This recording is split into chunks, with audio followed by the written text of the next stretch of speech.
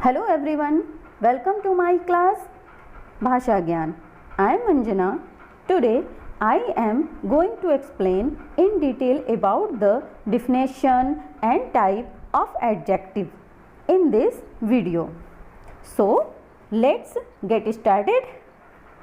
बच्चों, आपने अपनी पिछली कक्षा में संज्ञा और सर्वनाम के बारे में पढ़ा होगा।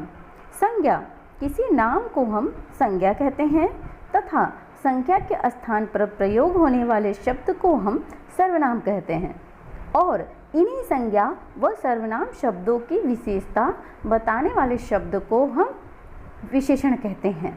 तो आइए हम विशेषण के बारे में आगे जानते हैं। इन उदाहरणों को देखिए।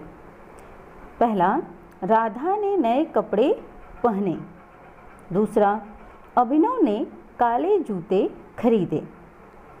बच्चों, उपर्युक्त वाक्यों में नए कपड़े, कपड़े शब्द की विशेषता नया शब्द बता रहा है तथा दूसरे वाक्य में काले जूते, जूते शब्द की विशेषता काला रंग, काला शब्द बता रहा है।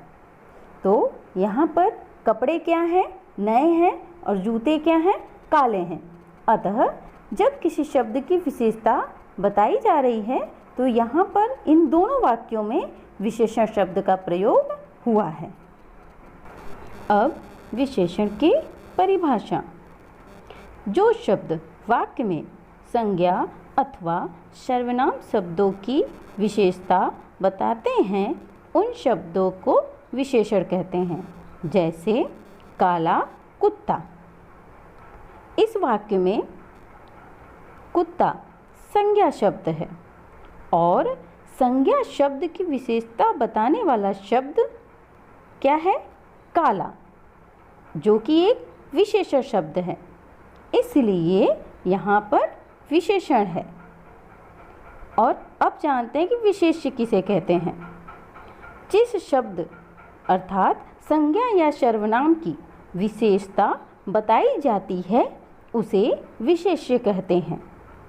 उपरोक्त वाक्य में कुत्ता संज्ञा शब्द है और कुत्ता शब्द की विशेषता बताई जा रही है, इसीलिए यह विशेष्य है और काला शब्द विशेषण।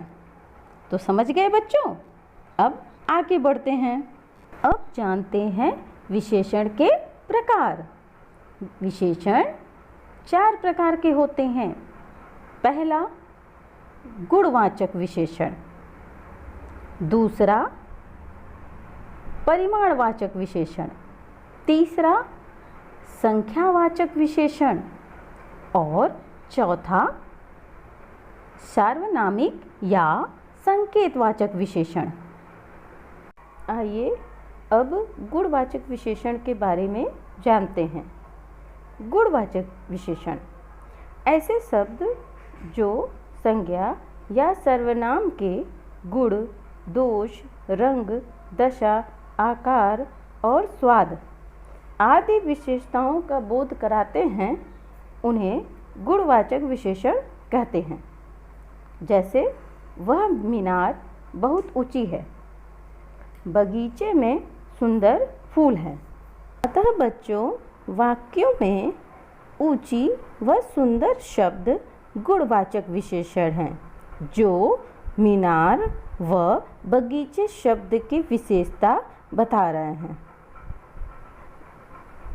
गुण का अर्थ अच्छाई ही नहीं बच्चों, किंतु कोई भी विशेषता होती है। जैसे अच्छा, बुरा, खरा, खोटा सभी प्रकार के गुण इसके अंतर्गत आते हैं।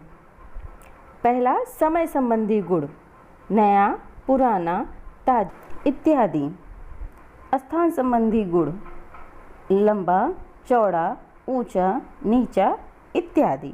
आकार संबंधी गुण, गोल, चौकोर, सुडौल। दशा संबंधी गुण, दुबला, पतला, मोटा इत्यादि। बच्चों, ये सभी गुणवाचक विशेषण के शब्द हैं जो वाक्यों में प्रायः संज्ञा या सर्वनाम के अनुसार प्रयोग होते हैं। अब आइए पढ़ते हैं दूसरा परिमाणवाचक विशेषण। परिमाणवाचक विशेषण में ऐसे शब्द जो संज्ञा या सर्वनाम शब्दों के परिमाण तथा नाप, तौल, मात्रा आदि का बोध कराते हैं, उन्हें परिमाणवाचक विशेषण कहते हैं। जैसे वह कपड़ा 2 मीटर है, रवि के पास 5 किलो चीनी है। इन वाक्यों में कपड़ा क्या है? 2 मीटर है। चीनी कितनी है? 5 किलो है। तो बच्चों 2 मीटर व 5 किलो क्रमशः कपड़ा व चीनी का परिमाण यानी नाप और तौल का बोध करा रहे हैं, अतः ये परिमाणवाचक विशेषण है। बच्चों परिमाणवाचक विशेषण 2 प्रकार के होते हैं। पहला निश्चित परिमाणवाचक विशेषण, दूसरा अनिश्चित परिमाणवाचक विशेषण। निश्चित परिमाणवाचक विशेषण ये संज्ञा या सर्वनाम शब्दों के निश्चित नाप तथा तौल का बोध कराते हैं, तो उन्हें निश्चित परिमाणवाचक विशेषण कहते हैं। जैसे वह 5 किलो आटा लाई। यहाँ 5 किलो आटा एकदम क्लियर है कि वो 5 किलो आटा लाई है। और अनिश्चित परिमाणवाचक विशेषण ये संज्ञा या सर्वनाम शब्दों के निश्चित नाप तथा तौल का बोध नहीं कराते हैं। जैसे राम ने थोड़ी सी खीर खाई। राम ने तो खीर खाई, लेकिन कितनी खाई ये क्लियर नहीं है, इसलिए ये उसकी अनिश्चितता का बोध करा रहे हैं। इसीलिए यहाँ बच्चों अनिश्चित परिमाणवाचक विशेषण होता है। तीसरा है संख्यावाचक विशेषण। जिस शब्द से संज्ञा या सर्वनाम की संख्या का बोध हो उसे संख्यावाचक विशेषण कहते हैं। जैसे कक्षा में 40 विद्यार्थी उपस्थित हैं। राम के पास कुछ किताबें हैं। बच्चों उपर्युक्त वाक्यों में 40 वह कुछ विद्यार्थी व किताबों की विशेषता बता रहे हैं, अतः ये संख्यावाचक विशेषण है। क्योंकि कक्षा में कितने छात्र उपस्थित हैं? 40। राम के पास कितनी किताबें हैं? कुछ। यहाँ कक्षा में 40 विद्यार्थियों के उपस्थित होने की संख्या का बोध हो रहा है और राम के पास कुछ किताबें होने की संख्या का बोध हो रहा है। बच्चों संख्यावाचक विशेषण भी 2 प्रकार के होते हैं। पहला निश्चित संख्यावाचक, दूसरा अनिश्चित संख्यावाचक। निश्चित संख्यावाचक। निश्चित संख्यावाचक संज्ञा या सर्वनाम शब्दों की निश्चित संख्या का बोध कराते हैं तथा अनिश्चित संख्यावाचक संज्ञा या सर्वनाम शब्दों की निश्चित संख्या का बोध नहीं कराते हैं। आइए इसे उदाहरण के माध्यम से समझते हैं। जैसे कविता के पास 2 कंप्यूटर हैं। यहाँ कविता के पास 2 कंप्यूटर होने की निश्चित संख्या का बोध हो रहा है। कितने कंप्यूटर हैं? 2।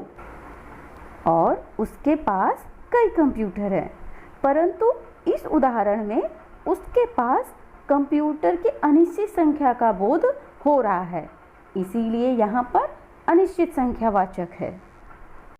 अगला है सार्वनामिक विशेषण, जिसे हम संकेतवाचक विशेषण भी कहते हैं।